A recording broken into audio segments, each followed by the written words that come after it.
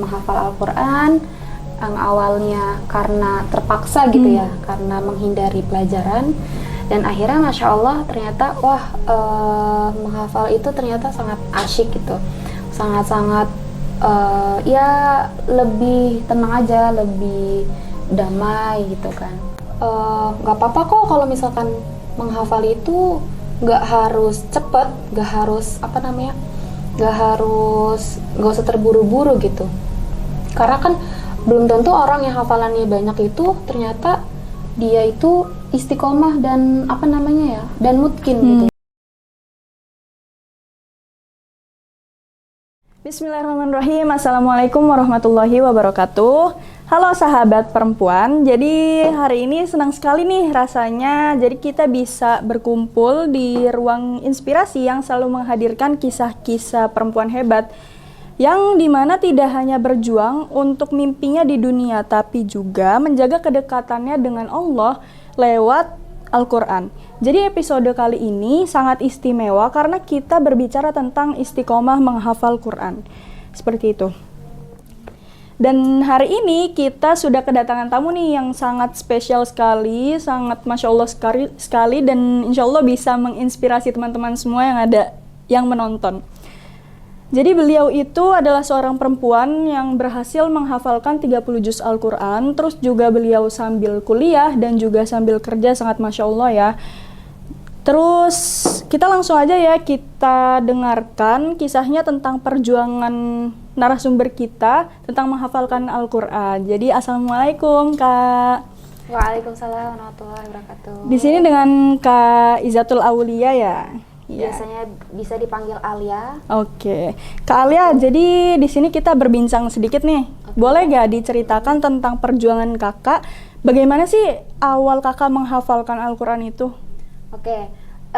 Sebenarnya sih enggak yang terlalu Masya Allah banget menurut Kak Jamilah.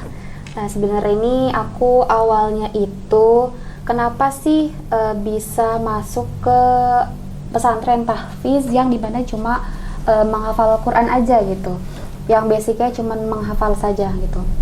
Nah awalnya itu karena di SD ku dulu itu kan cuman belajar gitu ya.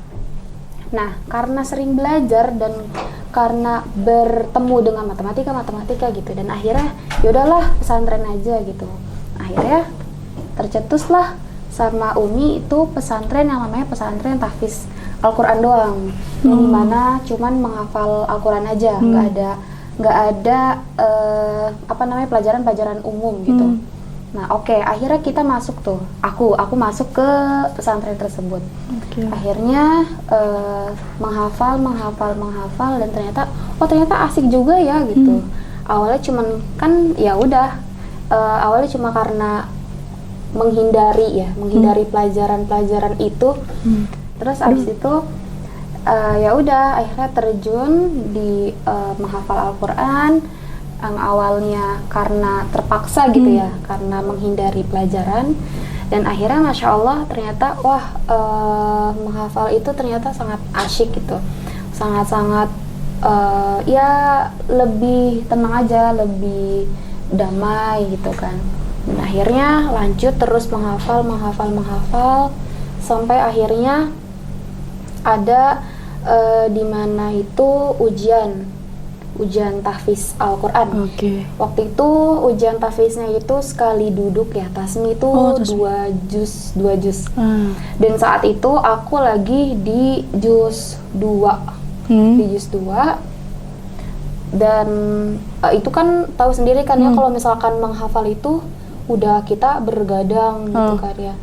Ya pokoknya menghafal murojaah sampai akhirnya ternyata setelah aku ujian aku nggak lulus gitu.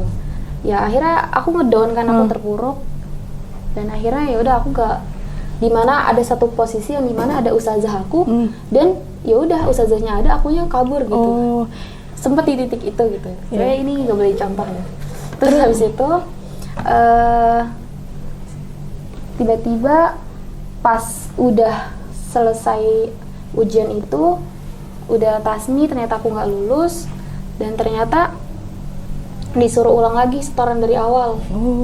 dari awal juz 1, juz 2 itu harus diujikan lagi seperti itu. Nah, aku nggak mau karena kan ya aku udah ujian nih, udah mati-matian gitu, tapi kok aku nggak lulus gitu. Akhirnya ada ustazahku manggil, akhirnya ngasih nasihat kalau misalkan nggak apa-apa kok kalau misalkan menghafal itu nggak harus cepet, nggak harus nggak usah terburu-buru gitu. Karena kan belum tentu orang yang hafalannya banyak itu ternyata dia itu istiqomah dan dan mutkin gitu.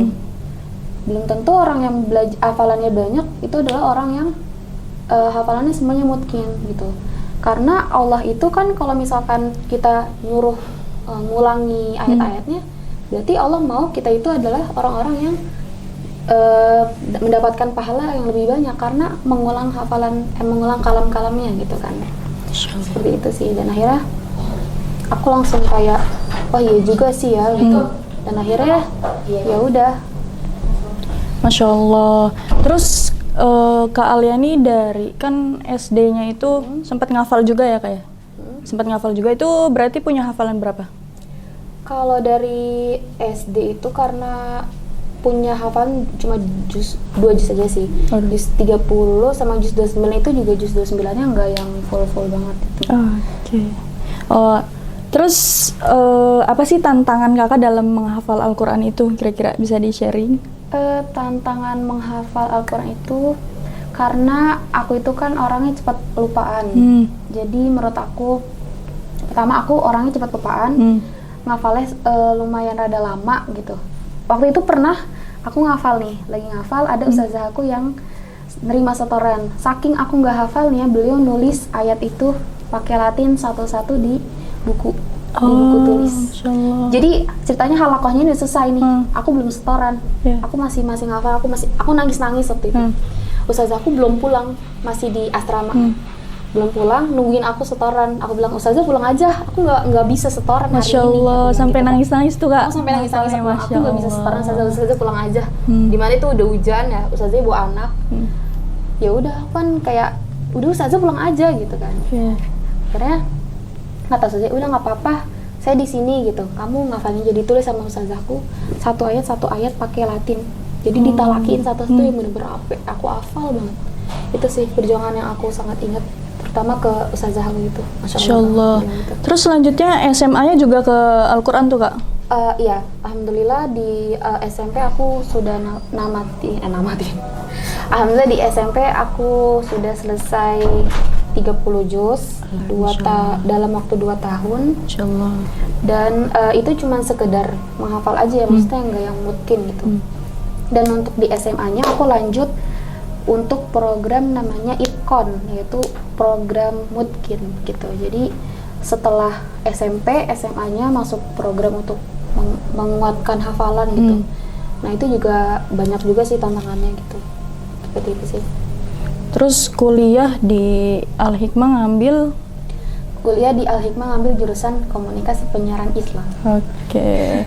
Itu juga tahu dari ustazah Kakak atau gimana? Dari salah satu temanku sih, jadi kan pindah di SMA itu kan pindah pesantren ya. Nah, teman-temanku di SMA itu banyak yang kuliah di sini, alhamdulillah. Insyaallah. Ya gitu teman-teman, jadi dalam kita menghafal Al-Quran pasti ada tantangannya untuk mencapai puncaknya. Kayak semua kegiatan kita, semua yang keberhasilan, sebelum kita mencapai keberhasilan pasti ada prosesnya. Jadi itu yang dirasakan oleh teman kita, Kak Izzatul Aulia, biasa kita panggil Alia. Dan sepertinya kita cukupkan saja, kurang lebihnya mohon maaf. Wassalamualaikum warahmatullahi wabarakatuh.